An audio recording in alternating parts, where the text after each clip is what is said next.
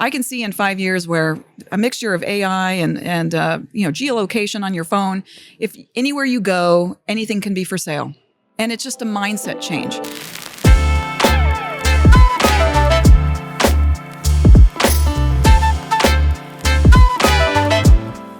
Lisa, welcome to the IFA 2023 live podcast. It's a real pleasure to have you here. How you doing? How you finding Berlin so far? I'm so happy to be here. It's wonderful so far, everyone I've met, and having a wonderful time. And what an event. Oh, yeah. How big this is. The scale of it is it's enormous. Massive. Yeah, mind-blowing. Yeah, elephantine, you might say.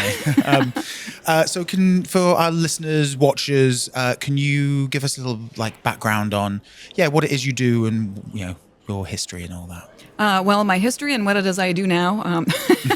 My background is in Silicon Valley, designing platforms, websites, and before there were websites. I mean, I'm kind of a OG, as it were. You're from California, so I think that's probably where OG came from. Yeah, so I initially started out at Apple Computer, designing the first user interfaces, literally the first interfaces in San Francisco. And that led to working very early on in a lot of Silicon Valley companies and designing user interfaces and just thinking how do people get from one place to the next in interactive media. So that naturally progressed to the web, but along the way, I was one of the first designers in that space. So I wrote 7 books on the subject, including Web Design for Dummies, back in the day. And then I went to Disney, went back to Southern California, and I was a creative director designing their websites. So Disneyland.com, DisneyWorld.com, Hong Kong Disneyland, all of their suite of sites. So large enterprise websites and that kind of user journey, user experience. So fast forward to today, I'm a co-founder of a company called ShareGallery that I'm wearing the shirt for. And what that is a platform that decentralizes retail opportunities out to underutilized business spaces. So if you go to hotels or restaurants, Airbnbs, these are natural places where people are already frequenting, but that's an opportunity to sell the products that are there. Mm-hmm. So if you go somewhere and you love what you're sitting on, you love the barware, or there's a cool electronic that makes single-use tea or something you've never seen before, but it's cool, and you get an opportunity to see it, live with it, touch it, feel it.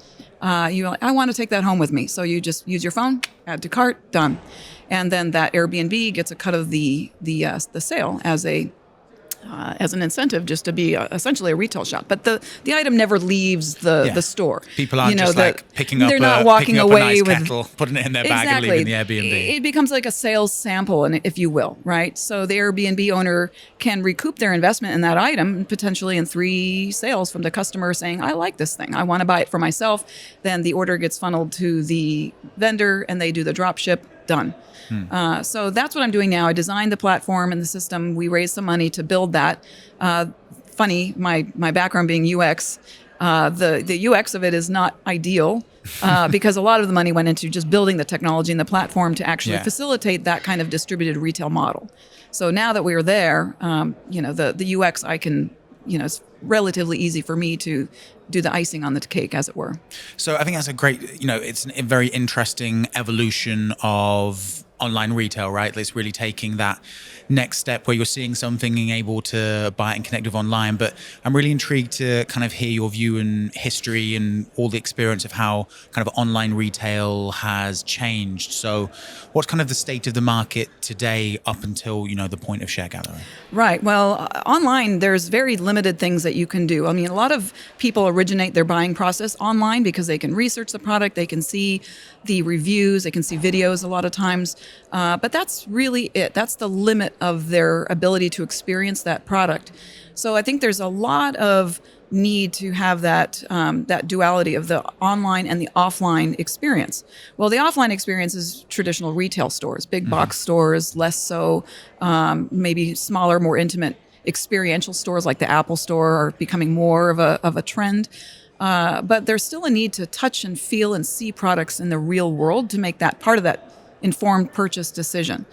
And I feel that there's a whole new opportunity that's underutilized spaces could become these retail opportunities for these different businesses. So that you think about right now, a customer has to go on an errand to go to a store to buy something very specific. So like, I saw this thing online, I want to go check it out in real life. They go to the store and now they can kind of see it. They talk to the salesman person. That's a big part of that sales process. But there's an opportunity to just catch them where they are too.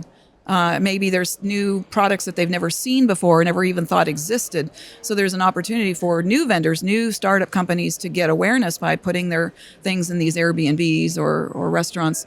And then the customer says, wow, I never knew that this was even a product, even a thing. I would never have thought to search for this online, but here it is. And I'm using it. I love it. Now I want to buy it.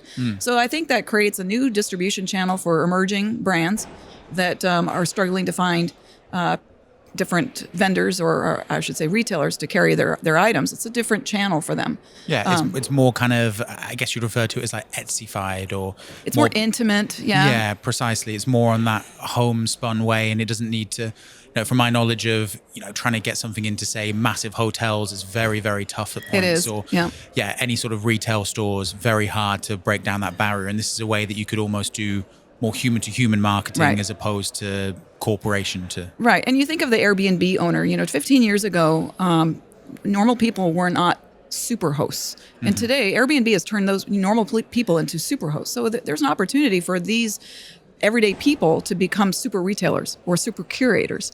So we are empowering them to say, hey, I'm going to put these things together and create a collection of things that go well together.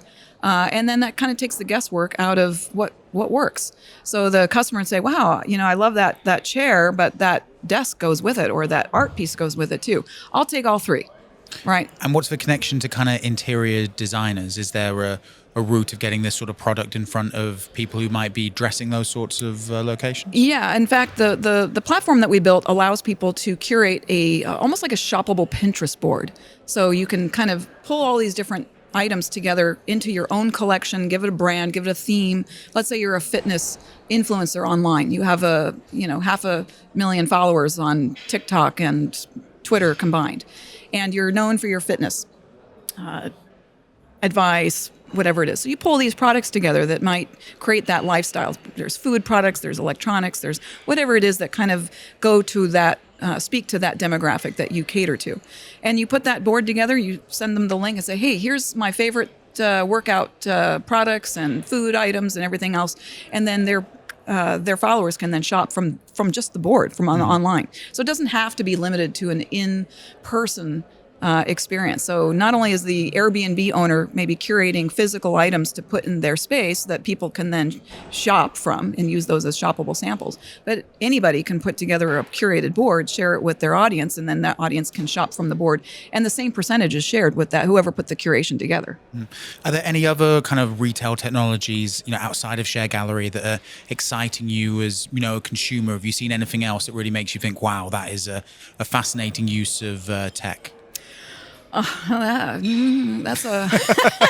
I haven't thought about... I haven't seen anything that has kind of wowed me that way. I mean... But not like, say, for example, there's now more of a trend where, you can take a picture of your feet, for example, and using AR technology. It can kind of measure it, so then you're able to actually get shoes that fit across different brands, or same with T-shirts, and actually, this was a few years ago. I watched, I was attending some conference at Duke University, and there was a guy that was showing a video from China. And in China, they went from farms to Fendi overnight, right? So they are completely digital. Good album name. Right? And so they're very digital savvy, and the retail experience was so different. And this was even a few years ago, where people walk into a store and there's a life-size interactive tablet essentially on the wall. It's like kind of a mirror / interactive tablet, and you see your whole body, and now you're just clicking on and changing the outfits, and you can look and see what it looks like on you, and then you just say add to cart, done, walk out the door. Oh, that does sound good. I mean, that's amazing. We have nothing like that in the States, and certainly I don't know that there's anything like that in Europe either. I've never come across Europe. I think occasionally I've seen it mentioned in a like a concept store or something, but it really should, that stuff needs to be there. Yeah, and imagine the square footage that you can conserve too, because you don't have all shelf after shelf after shelf of physical products on display and in stock. Yeah. You can have this little 3 by 3 foot, perhaps, footprint of an interactive display that you can actually use to shop from if it's all AI driven or, augmented reality driven. Even though it would be nice to walk out the shop with it as well. It would, and potentially there is some kind of back of house that they can facilitate that, but it can be uglier, and they don't have to, The robots can go there. They can go grab your clothes and bring them to you. That's what robots are for. Exactly. So I think that's an interesting, potentially future that's coming our way. I think it's inevitable. Yeah. And what about other futures? So if you imagine the retail space in 5 years, 5, 10, 15, whatever. So obviously we've had the dressing mirror. Are there any other bits that are, kind of getting you excited about where retail is going? Well, this is what I would like to see happen. ShareGallery, we're a startup, so, we're just barely getting our heads above water. But, if I had my druthers and I was able to really build this out the way I'd like to see it go, I can see in 5 years where a mixture of AI and geolocation on your phone, if anywhere you go, anything can be for sale. And it's just a mindset change. And that people don't have that expectation now. You don't walk into a bar or a hotel and think, wow, I like this. I'm just going to buy this. Yeah. You don't have that expectation. You still think, I got to go to a shop or I have to go online. Yeah, but I have to search this out like a detective rather than it being easily findable. Exactly. So in 5 years, that's a huge mind shift in the consumer's mindset.